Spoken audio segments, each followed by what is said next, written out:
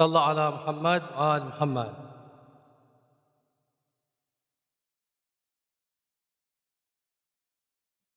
أعوذ بالله من الشيطان اللعين الرجيم. بسم الله الرحمن الرحيم. اللهم صل على محمد وآل محمد. بسم الله الرحمن الرحيم.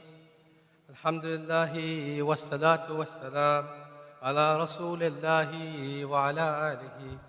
الحمد لله رب العالمين، ثم الصلاة والسلام على أشرف الأنبياء والمرسلين الذي سمي في السماء أحمد وبالأرض بأبي القاسم مصطفى محمد. اللهم صل على وعلى أهل بيته الطيبين الطاهرين المعصومين.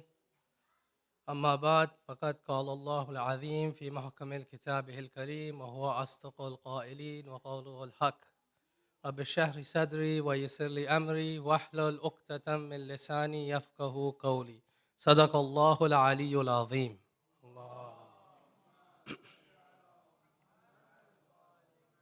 Respected scholars, elders, brothers and sisters, Assalamu alaikum jami'an wa rahmatullahi wa barakatuh. I begin by thanking Allah Azza wa Jal for giving us this opportunity to once again gather in this holy month of Ramadan amongst this community with all the ummah together. And it is no doubt, it is the tawfiq, it is the tawfiq that Allah gives us to remember Him and His Ahlul Bayt alayhi salatu wassalam.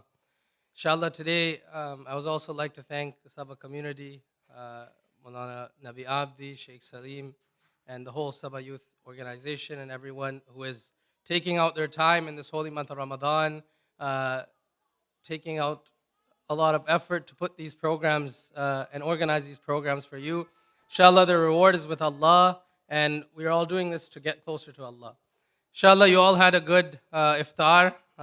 You're all full. Your stomachs are there to listen to me, inshallah. I'll only take half an hour of your time, inshallah. I know you have great scholars like Maulana Nabi, like Sheikh Salim, who are teachers, who are spiritual fathers, who we can always learn from. And no doubt, my topic today actually relates to these scholars and these ulama of ours that you are blessed with. So inshallah, bear with me with the salawat ala Muhammad wa al Muhammad.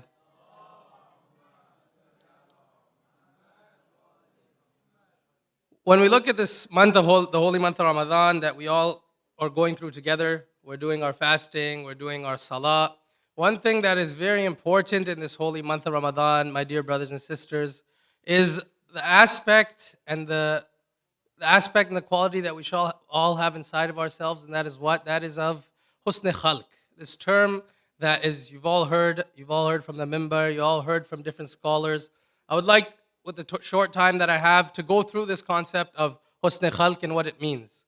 For many months of Ramadan come, 30 days come, Muharram comes, these times come where we have the chance to remember Allah and His Ahlul Bayt. And sometimes we feel that we've lost something and we haven't gained enough in this month. So inshallah, you've been doing, like I said, your salah, your som. Alhamdulillah, we're doing all these actions to get close to Allah. But what is husn khalq? What is this action that we should all have, this attribute, this characteristic that we should all strive to have inside of ourselves, inshallah? And if one thing that we can develop, we should try and strive to develop this. You see Allah in the Holy Quran in many chapters, and the Ahlul Bayt alayhi salatu wassalam in their hadiths mention what is this husn khalq, what is this attribute that we should all have. Husn is something you see that the hadiths tell us and our aima tell us. This is something, it's more than having a good character. It's a great character. It's something even better than being good. It's our character that's husn. It's the opposite of having kub or having, a disease, or not just a disease, but having bad attributes towards others. Why did I say in the beginning that having husn khalq and having, a good character, a great character is so important? Because you see in the month of Ramadan, we have 30 days where Allah will, He has opened the doors of rahmah. For my youth, for my young brothers and sisters listening, it's important to know that Allah has opened the doors of mercy, the doors of rahmah in this holy month. He has given you the opportunity for your sins to be forgiven. There's no doubt about that. But this aspect of having good characters with my fellow brothers and sisters, my relation with my family members, my relation with my brothers and sisters in the community is something that is of greater importance. If we see that it's not that salah and our fasting is not important, but to take this salah and this fasting to another level, we need to make sure that we are answering to Allah's command, where He says in many chapters of the Holy Quran that have good character. As you know, in many chapters of the Holy Quran, Allah tells your beloved Prophet when He's sending him onto this earth, He says that He didn't say, see, the Prophet could have came to the people that he was living amongst and the people he came to change, and his akhlaq, his character could have been completely different. He could have been like, I am the Prophet of Allah. I have this, Allah has sent me as a messenger. I have this much knowledge. I have all of, the knowledge of the whole Quran. But no, how did the Prophet act? What was the akhlaq of the Prophet? How does Allah tell them to act with the Prophet? It says when Allah tells the Prophet to act with the people and the community around him, He says, act with a kind character. When He tells the Prophet in the Holy Quran, act with a kind character. Why? Because it would be easy. For example, if we want to take a practical example, inshaAllah, we take the example of the month of Ramadan that we're in. We all had iftar. Sometimes the lines can get long for iftar. They can get a little hard for us to bear. Keep in mind what we're talking about, husn khalq, having some character. And we should have a hope to try and keep that character. It's hard to do. I know we're in the dunya, we're in the world, but it's hard to imagine now the line is very long for iftar, right? How can you at that moment put a ping or a trigger in your head that I need to try and work on my husn khalq this Ramadan? I remind myself before I remind you, inshallah. They say, see, the line is long. You've come working all day after a long day of work, and you come to Saba Center, mashallah, you guys have such a big community on certain days, and you come and the line is very long. Now you could do two things here. You can test your akhlaq two ways here. You can either at that moment, have a face that completely changes. We can feel within ourselves that, why is the line so long? I'm so hungry. I have fasted all day. And, these pings start going in your head. It happens with a lot of us. We start, unfortunately, it happens to us. But Allah is telling us in the Quran and the Ahlul Bayt, in the Ahadith that we'll look at, inshallah, that tells us that the mu'min, who is the mu'min? Who are you believers when you're tested in moments like this, where you're in a situation, uncomfortable situation that you're not ready with? The mu'mineen, the believers, are those who, even though whatever's going on in their hearts, whatever's going on in their minds, on their face they have a smile. On their face, with my brothers and sisters and with my community members, how I'm interacting, I should still not make sure that I somehow put that other person down who's in front of me. For example, in the line, or for example, when I'm sitting here. So husn khalq, this action is so important that Allah wants you to not only harm or hurt one soul of His, one abd of His, one creation that He sent on. So look how important Allah, and look at the importance Allah has given to us, as community members. Look how Allah is telling us to uphold this brotherhood, this oneness amongst each other. He says, do your salah, holy month of Ramadan, I'll forgive you. Sleeping, as many hadiths, even to sleep in this holy month, Allah is forgiving you. He is Rahman and Rahim. He has given you all these opportunities. But why? It's something I asked myself before. I ask you, we should ponder on this. Why would I want to ruin all that ibadah? All of the, acts of ibadah that I have done in this holy month throughout my whole day, my 15-hour fast, and then one moment, this one moment can just ruin that for me. My akhlaq at that time can ruin that for me. So you see, it's very important to try and uphold the akhlaq, the husn khalq, that good character as much as we can. Send a salawat ala Muhammad wa al Muhammad.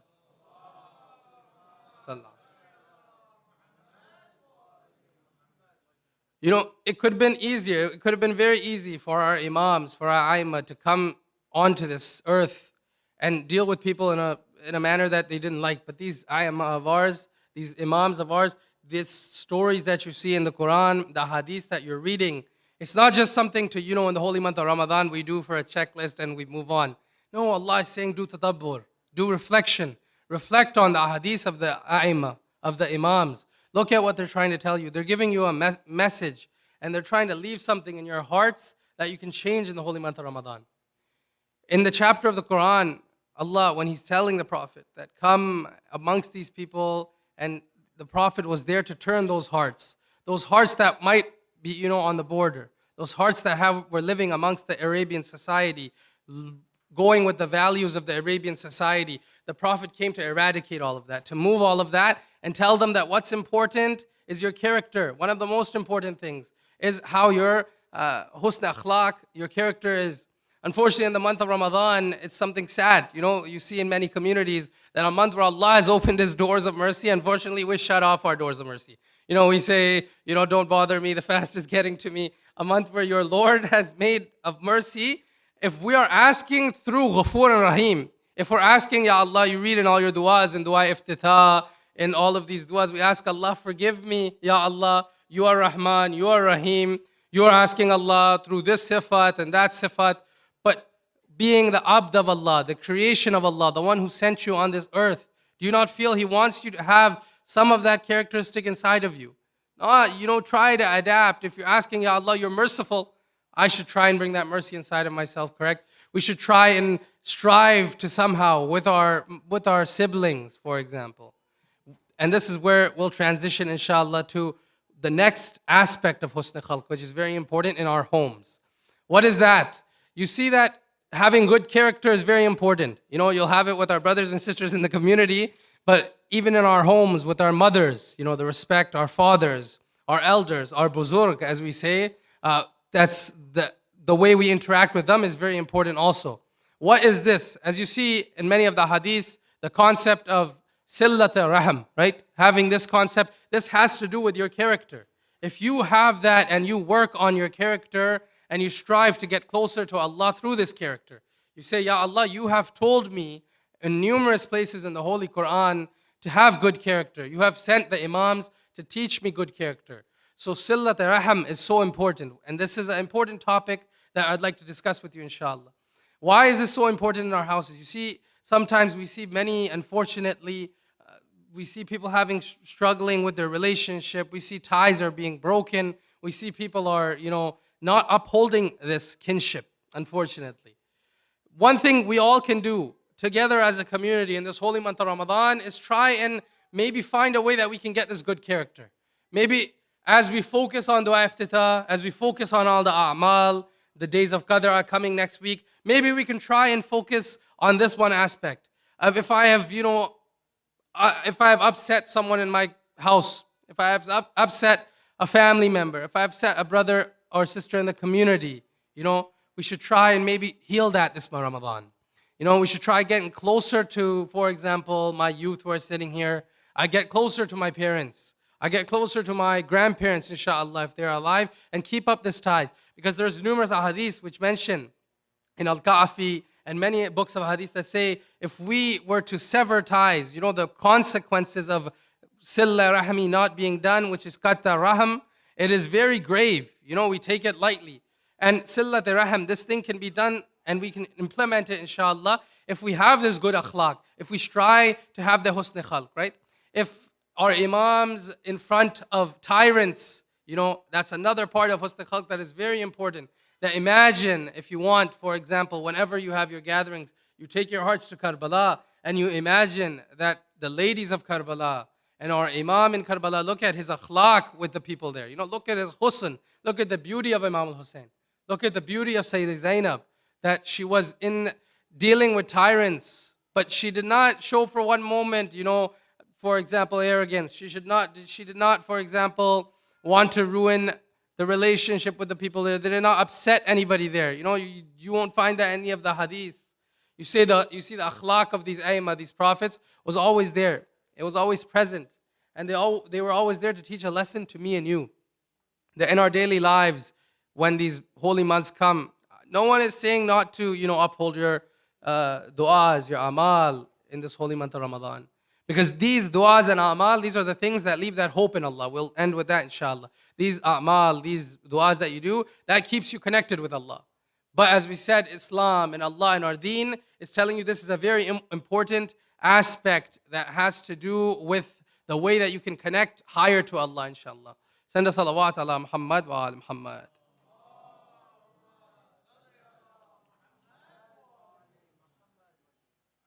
If we can and we pray to Allah to slowly change our hearts where we can, look at our brothers and sisters, we can look at, for example, our community members, and we can look at our family members in a way where we uphold this akhlaq, then you'll see how doors of mercy open. You'll see how the doors of rahmah open. The hadith is from Nahj Balagha, and it's the 533. When you go in your homes, read what Amir al-Mu'mineen says. I mentioned it earlier. What he said about the believer when it comes to husn khalq. He said it's so important, Allah. He says that when this believer, for example, he does not let, as they say in Urdu, he does not let what's in his heart become zahir on his face, right? Allahu Akbar. There's a hadith from Amir al-Mu'mineen in Nahj Balagha, he mentions, right? He's telling you how to act. Your imam, if anybody had the opportunity, or if anybody had the haqq to complain or have a face or not have that husn khalq, Amir al-Mu'mineen, look at what he had to go through in his life. Look at your imam, right? In the Nahj Balagha, you see there's moments where this imam is breaking down and he's telling you that my right was usurped, and he says all of this to you in Nahj Balagha. So if anyone, it's the family of Al-Muhammad that could, with all the suffering that they had to go through. But even then, what are we talking? Husn khalq. Look at their akhlaq throughout the journey, all their suffering from the wafat that you're remembering today, inshallah, the wafat of Khadija salamullah alayh. Look at her, look at her akhlaq, how she approaches the Prophet. Try, and we can all make an effort to try and bring the akhlaq in ourselves, trying to bring those small characteristics that we can strive to get closer to Allah. And believe me, many of the scholars of spirituality have said that this is the best way to get to Allah. Work on the akhlaq, work on the spiritual, the husn of your khalq, the husn of being your relations with everybody, and you'll see how it takes you to Allah. So you see, Imam Amir al-Mu'mineen alayhi salatu wassalam, sallallahu alayhi. He's telling you here, this is in this hadith, that you might have the hardest days, as we said before. You might have a tough time going on in your lives. But to smile at one believer during those times could make that believer's day.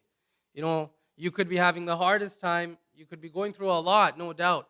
But imagine now one of you are sitting here and I just come and sit down with you, right? I'm someone sitting on the side and you talk with them, for example. Don't you think Allah would love that action of yours? It's the Lord that you're saying as Rahman and Rahim, to sit with someone who's sitting alone in these days of Ramadan. That shows your akhlaq, that shows the husn of your khalq, of your creation, that Allah gave you this body, this vessel. How did you use it, right? So we want to make sure that we use it in a way where we do not upset and we do not harm any of our believers, our brothers and sisters. We do not upset our parents, for example.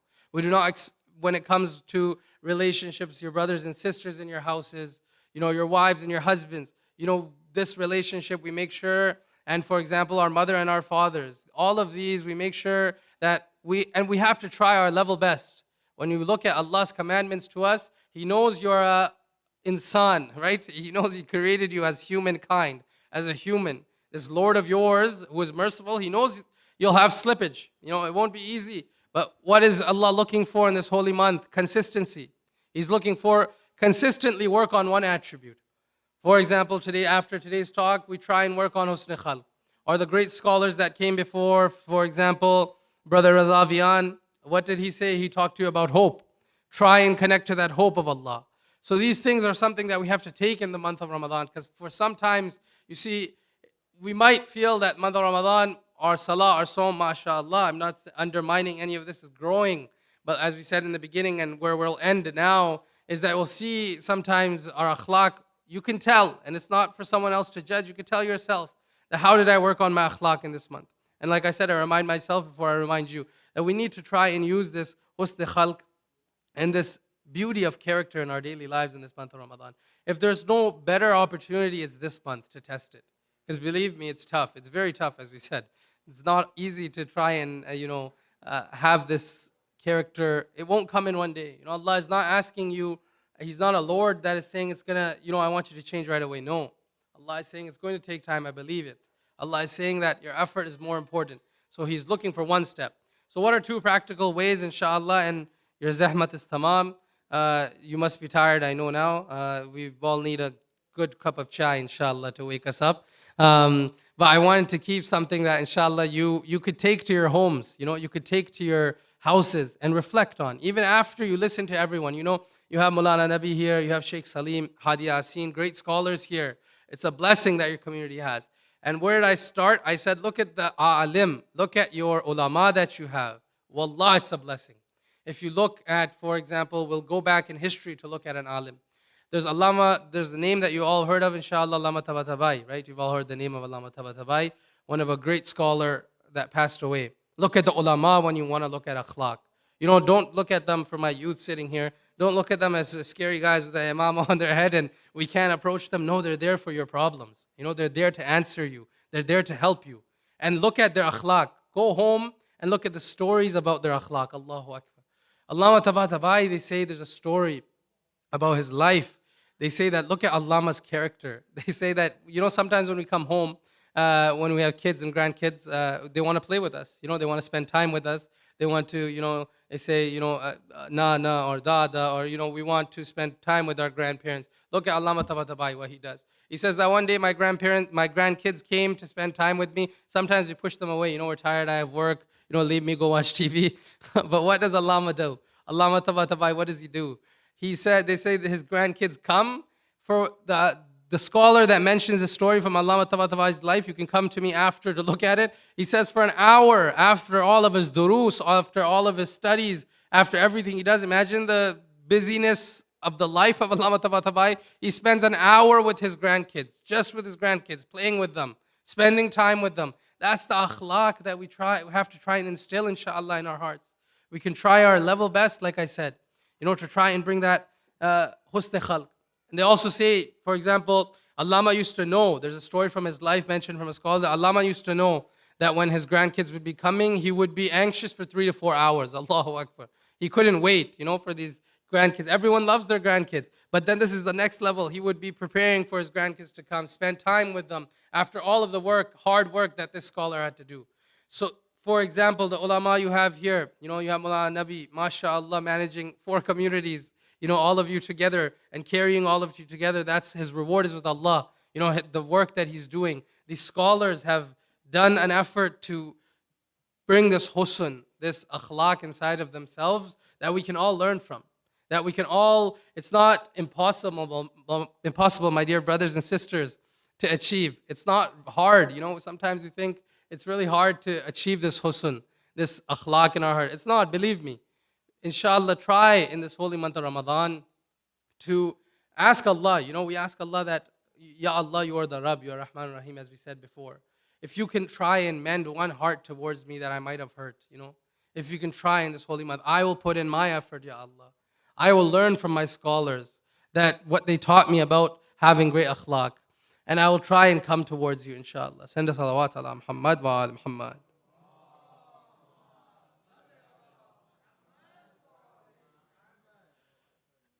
Just a few words before we go to Musibah. I just wanted to recite a few words for the Ahlul Bayt.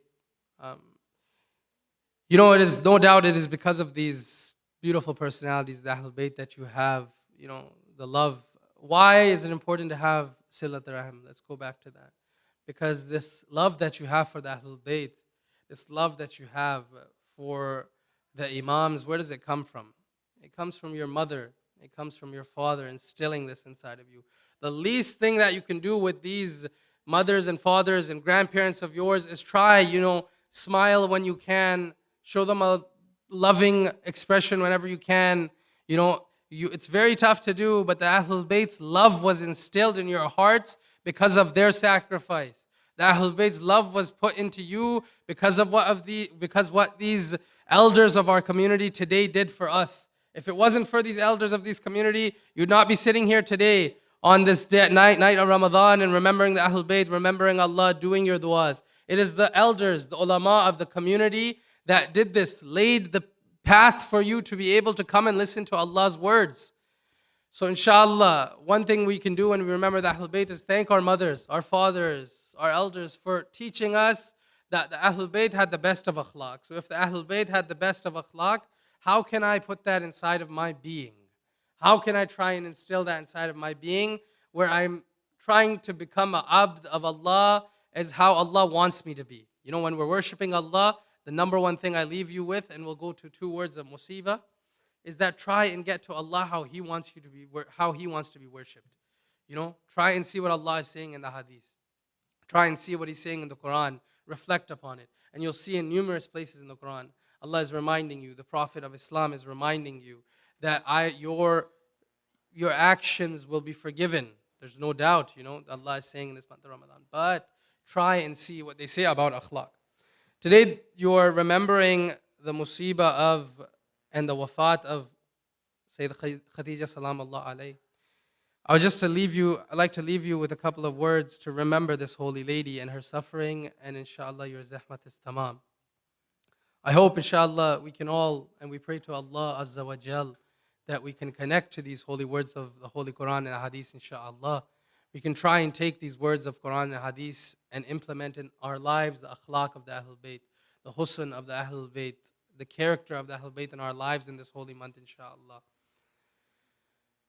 Sallallahu alayka ya Aba Abdillah. Salam upon that master of mine that even on the battlefield of Karbala, he gave and showed the best of akhlaq that he could. Today you're remembering one of those personalities from the holy house of the Ahlul Bayt, Sayyidah Khadija. Her akhlaq, Allahu Akbar, may our lives be sacrificed onto the akhlaq of the Ahlul Bayt. May our lives be sacrificed onto the husn of the Ahlul Bayt, Allahu Akbar. The Ahlul Bayt remind you, my dear brothers and sisters, my community members sitting here, that remember that the Ahlul Bayt never want any of you, one soul, not even look at their akhlaq. They didn't want any of you to leave the path of Allah. They want you to stay connected to the path of Allah, and they want you to make sure that you grow towards Allah through their words. Inshallah, in the next couple of weeks, you're going to be remembering the musibah of Amir al-Mu'mineen. Before I mention some words about that, with your permission, we'll remember the wafa of Sayyidah Khadija. This lady's akhlaq, Allahu Akbar, this holy lady is what? She gives all her money to Rasulullah. Imagine that. Imagine how much money she put into this deen, that you are sitting today listening to me. Look at that akhlaq. The topic was akhlaq. Look at that. Imagine someone came to one of us today and, someone says, we need this for the spread. And she goes herself and says, I will come to you, Ya Rasulullah. I will come to this. One of the first people to come and spread this religion of Islam is this holy lady whose wafat is today. Sayyidah Khadija is one of the ones who gave away all her money. She gave away everything she had for the life of Rasulullah. She gave everything she had for the path of Allah to grow. Allahu Akbar. Imagine this lady's character. After you listen to a lecture or whatever you do, like I said for my youth, don't think that your ulama are just there not to be approachable. You go and you read yourself about this holy lady. Read about Sayyidah Khadija and what she did for Islam. What she did for this religion where you're sitting today. Allahu Akbar. And look at what she gets back. Yesterday I had the opportunity to recite a majlis. We remembered Abu Talib. Let's remember Sayyidah Khadija. Look at how the community and how the world gives back to this lady. It is as if, unfortunately, some don't give her the importance that she deserves.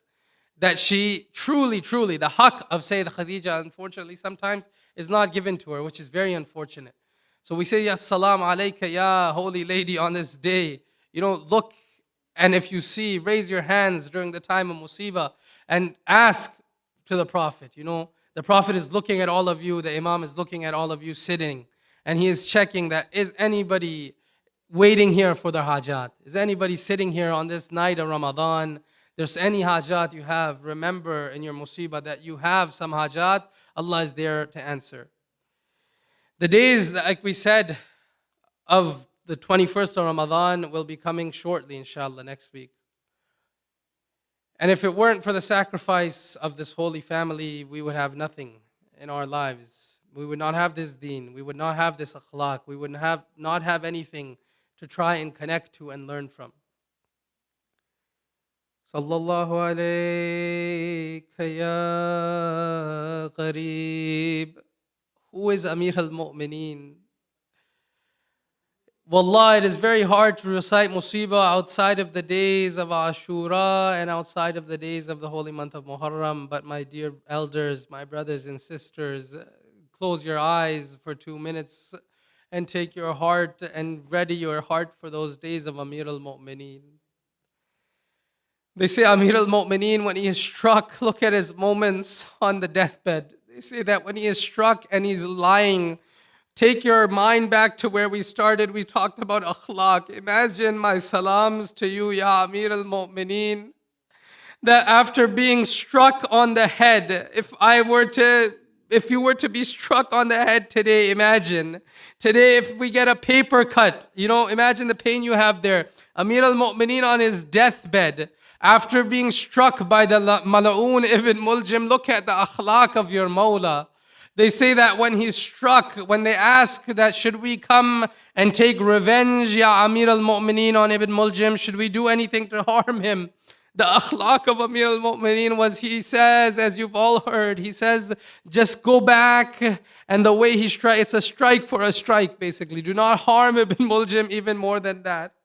My salam onto that akhlaq of Amir al-Mu'mineen, that when he is lying in his last moments, he has the courage and he has the kindness of his heart. He says to his killer, would you like a glass of water or milk? Allahu Akbar, according to some narrations. That's the akhlaq of Amir al-Mu'mineen, my brothers and sisters. That's what he left for you and me in this holy month of Ramadan, to try and get that character, try and get the character and the characteristics that Amir al-Mu'mineen has. Imagine Amir al-Mu'mineen on his deathbed, last moments now. He offers the qatil, the one who kills him, water.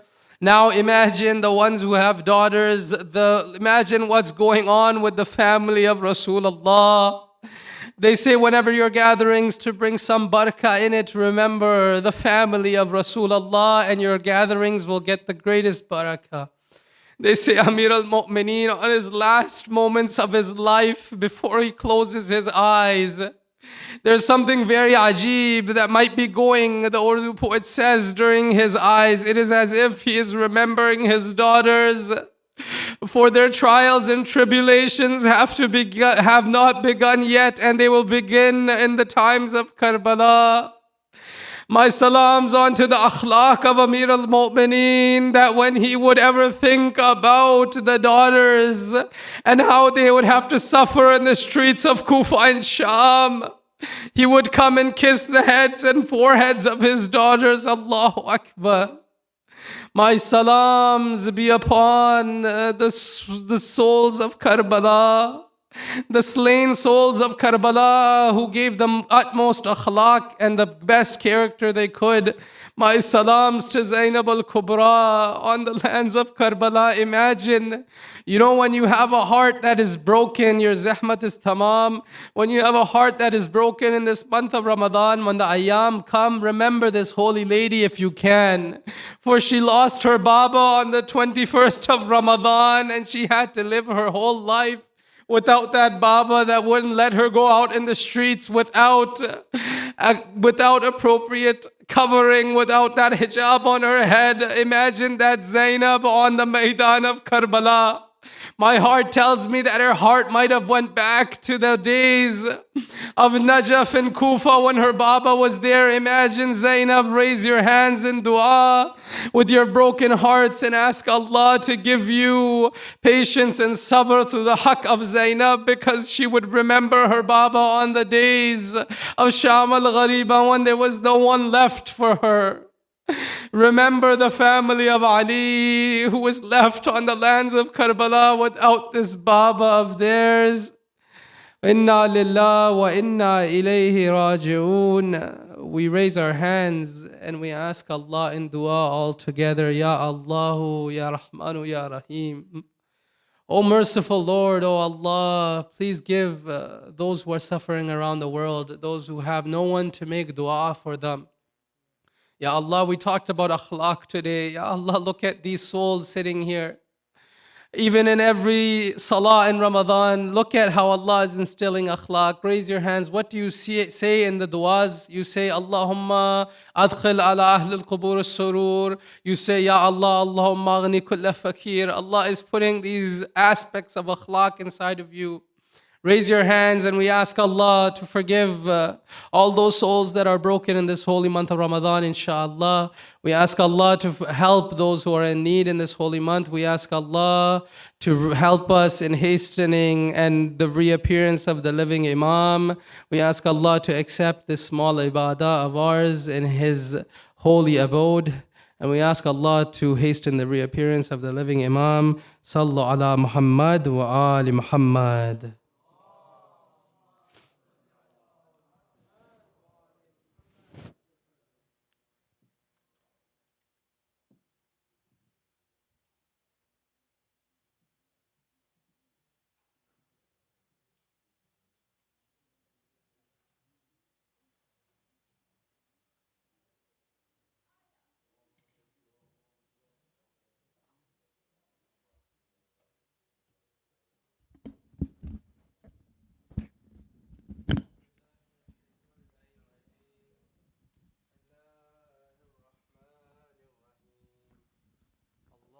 صل على محمد وآل محمد. السلام عليك يا أبا عبد الله. السلام عليك يا ابن رسول الله. السلام عليك يا ابن خديجة الكبرى. السلام عليك يا أبا الفضل العباس ابن أمير المؤمنين. السلام عليك يا سيدي يا مولاي يا علي بن موسى الرضا. السلام عليك يا غريب الغرباء. كن شفيعنا وشفيع والدينا في يوم الجزاء. السلام عليكم ورحمة الله وبركاته. السلام عليك سيدي ومولاي يا إمام الزمان. السلام عليك يا شريك القرآن. السلام عليك يا إمامنا وإمام الإنس والجان. سيدي الأمان الأمان الأمان من فتنة الزمان. السلام عليكم ورحمة الله وبركاته. الله